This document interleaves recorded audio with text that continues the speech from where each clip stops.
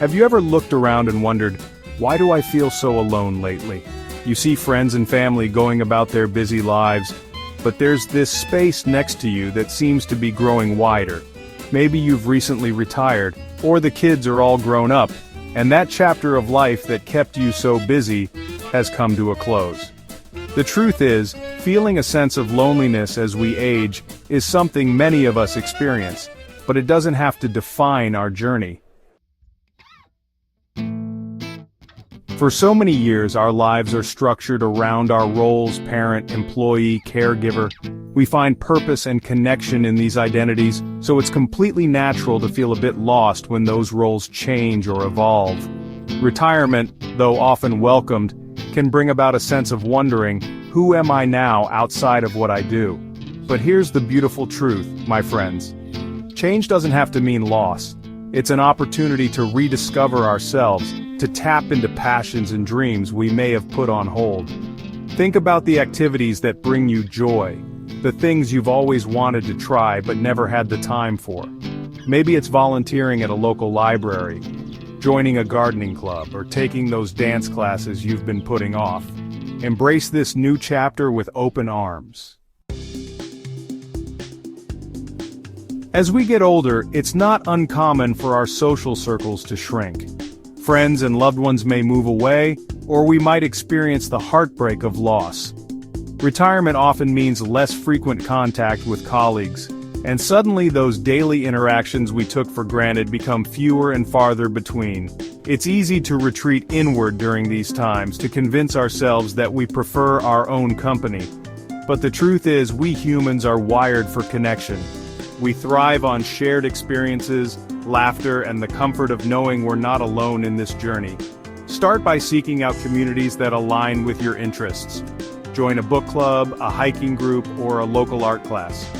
Technology can also be a powerful tool for connection.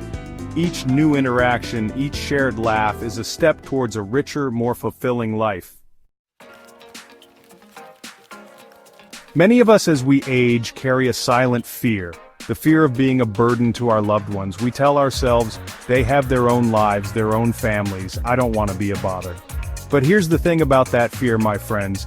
It often keeps us from the very connections that would bring us joy. Our loved ones, our children, our friends, they want to be there for us, just as we want to be there for them. Reaching out, asking for help when we need it, isn't a burden. It's an invitation for connection. Communication is key. Talk to your loved ones about how you're feeling, what you're struggling with. You might be surprised by how eager they are to help, how much they cherish the opportunity to give back some of the love and care you've so generously given throughout your life.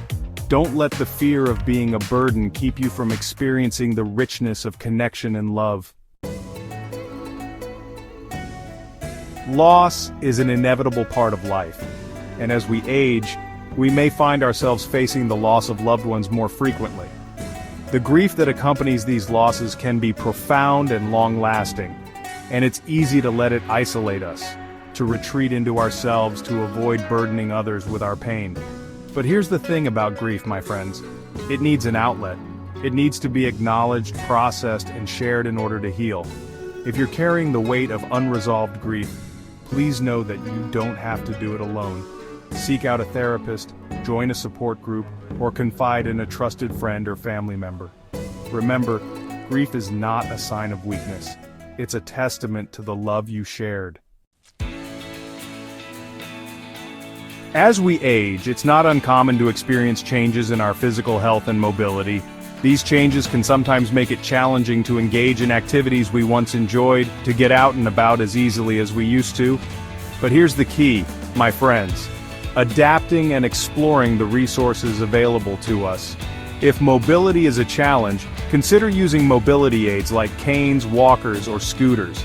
Technology can also be a lifeline for staying connected. Video calls, social media, and online communities can bridge the gap between physical limitations and social interaction. Join online book clubs, take virtual tours of museums, or simply chat with loved ones face-to-face from the comfort of your home. Embrace the resources available to you, adapt to the changes with a positive mindset, and continue to nurture those vital connections that bring joy and meaning to your life.